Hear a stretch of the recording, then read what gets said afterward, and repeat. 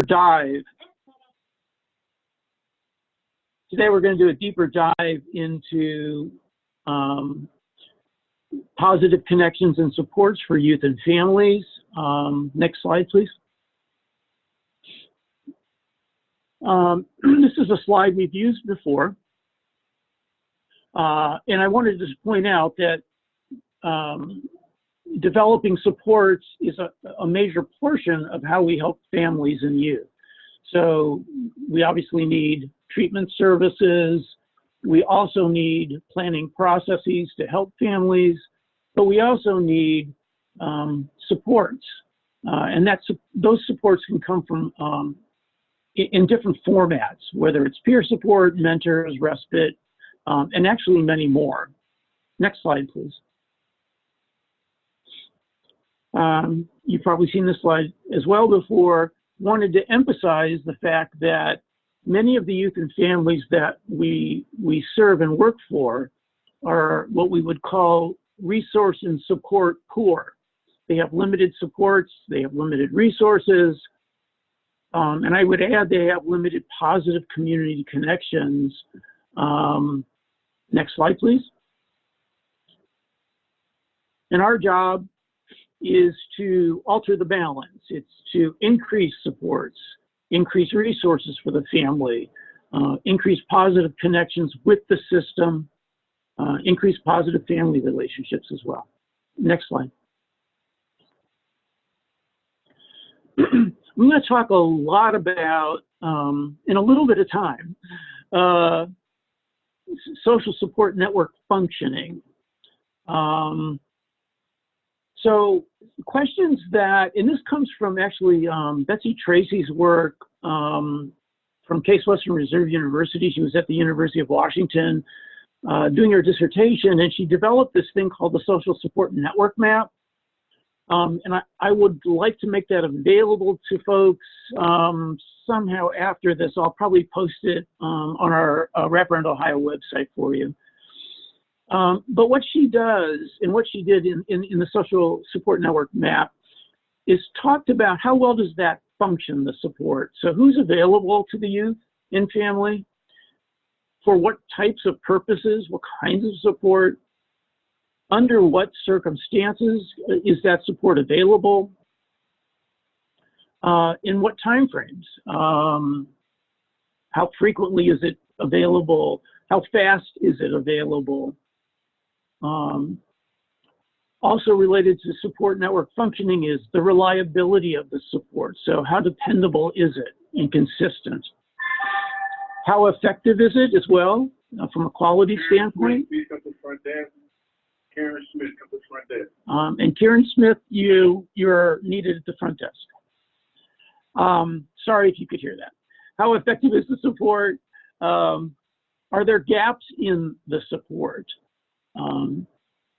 Is the social support network getting burned out, and how do we accommodate that?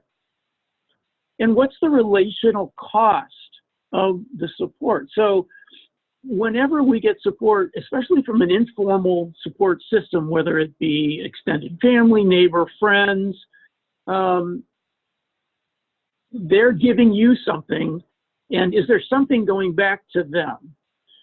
Whether it's you're supporting them, is it just appreciation? Is it, thanks very much for what you're doing for us? There's always a relational cost to giving the support. I just want to point that out. Next slide.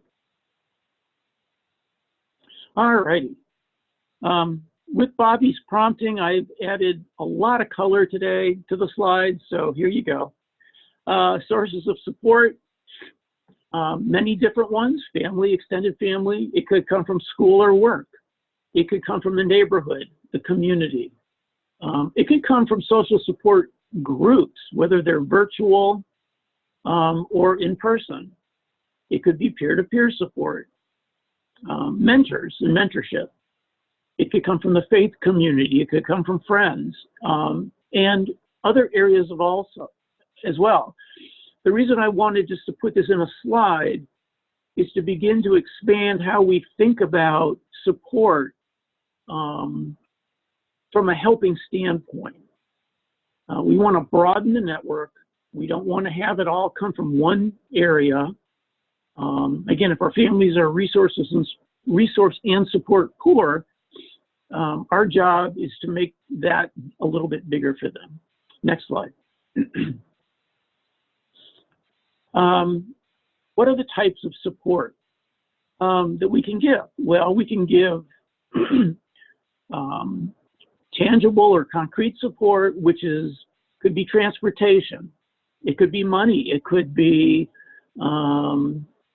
offering a respite.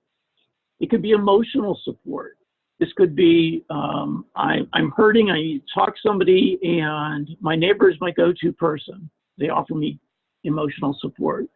Informational support. What do I need to know and where do I get that information? Another type of support that that families frequently ask for is some sort of respite or break.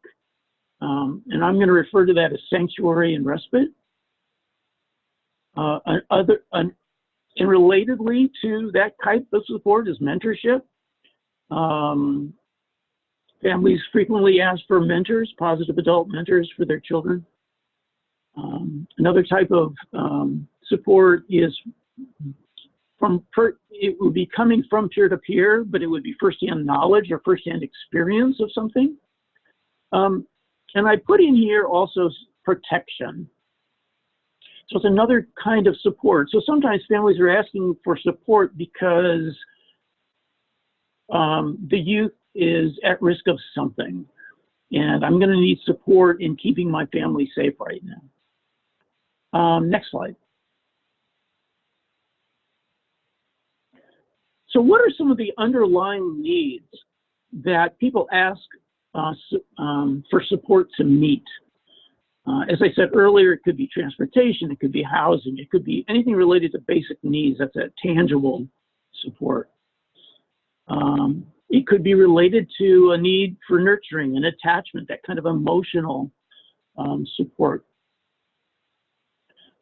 It could be, I just need advice, or I need to touch base with somebody, that touch point, that instrumental educational support. It could be that I need to feel validated. I'm not feeling very supported or validated in my life right now. I need people to understand what I'm going through. That's that shared experience that you might get from peer-to-peer support. It could be the need is a strengths exploration for the youth or developmental growth. And that could be addressed through a mentor or involvement in pro-social activities in the community, that connection. It could be the need is emotional space. Our family is high conflict right now, and we just need some space from each other. And you can get that through respite or sanctuary. And then safety could be a need, and that would be addressed with, again, it could be addressed through respite or other options. Okay, next slide. Getting back to Betsy Tracy's work on network functioning, one of the things that you might want to do, especially if you're running like wraparound meetings or service coordination meetings, is think about some of the following. What is the stability of the support that's being given? How do we make it more consistent, more stable? What is the amount and frequency the family is currently getting? Do they need more? Is it the right amount? Considerations around availability, considerations around the size of the network. If Uncle Johnny is the person giving all of the support and Uncle Johnny moves to Texas, then you lose the major support person for the family. So how big is the network, and do we need to make it a little bit bigger, building in support redundancy, if you will, a safety net of support. I'm always looking at perceived burden by the person doing the support, because the biggest risk I think around support is burning out the support network. And then the goodness of fit is, does the support being offered match the need of the family or the youth that's presenting? Next slide. One of the things that I've found over the years is that you might get the no, which is, I don't have any supports, there are no supports available. And what I do when I get the no is I explore the no. Instead of just accepting it and moving on, I want to explore the no. Are there, and here's some questions that I utilize for that. Are there other situations or conditions under which your supporter could help out? Be respectful of the role that extended family members, neighbors, friends choose to have. How they have assisted previously. What made that support too difficult to continue? How are they willing to help now? And these are all exploration questions, and you can have full meetings around this. What would it take for them to say yes? What would make it more doable for them? Under what conditions would they reconsider? So for example, it could be around frequency. Instead of doing it every week, it could be more periodic support. Maybe the length of support was too much. Maybe the kid was doing some overnights with grandma, and grandma's thinking, I can't do this anymore. I could give you 2 hours a week so you could go grocery shopping though. Types of support. Maybe grandma wants to do emotional support versus respite now. Again, broadening out the types of support gives choices to the person providing it. Location of the support. I'm going to do this at your house, not mine. When I explore the no, I'm also doing relationship building with the supporter, thinking about how I help the family, and really the system helping the family validate how difficult it might be to provide support for this youth or this family at this point. It is not uncommon for there to be relationships to be mended prior to support being given. And I want to point that out because it could be that there were burned bridges in the past and you need to go back in and fix the relationship first before you ask for the support. So you're addressing resentments and frustrations, etc. And sometimes it's just accepting the no. We don't want to alienate the supporter. Respect what the supporter is willing and not willing to do. Salvage the long-term relationship. Next slide. If you're already getting support, then the question is, how do we expand the yes? So we're gaining an ongoing commitment. We're looking for reciprocity of support. So what can the youth and family do, or the system do to extend some sort of support to the support team itself? I want to honor the commitment of, especially of the informal support systems, right? Is there a way to reimburse them for their help? We certainly want to show great appreciation for the support. And as I said earlier, we want to expand the support network to decrease burnout with any one person. Some tools that we have to do that would be, excuse me, utilizing the wraparound teaming process or service coordination process to explore possible mentors in the child's life, or respite options or other support options. You could utilize the social support network map to look at the functioning. How well is it working? You could also use, I'm losing my voice, resource and support focused genograms to identify potential family members or extended family members who could be supportive or be mentors to the youth in the family. Next slide.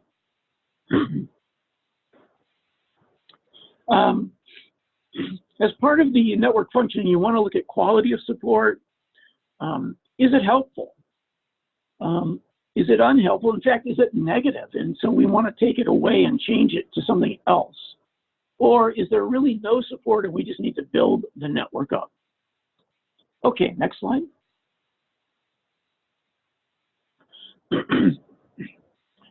So separately from supports, we also want to look at the quality of connection that the youth and family have with school, community, and within their own family.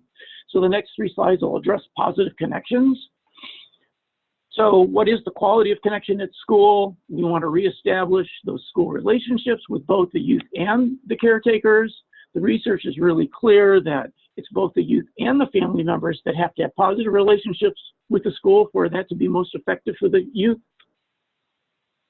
We want to facilitate planned and meaningful connections for the youth at the school with 1 or more school professionals with whom the youth has a positive connection.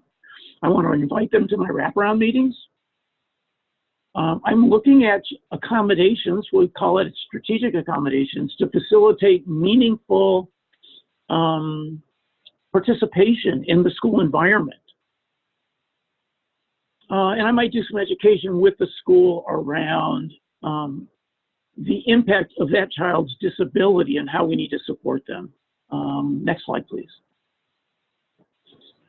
Positive connections in the community. I'm looking at how I facilitate positive connections in multiple environments, whether that be neighborhood, community, community centers, the faith community, etc.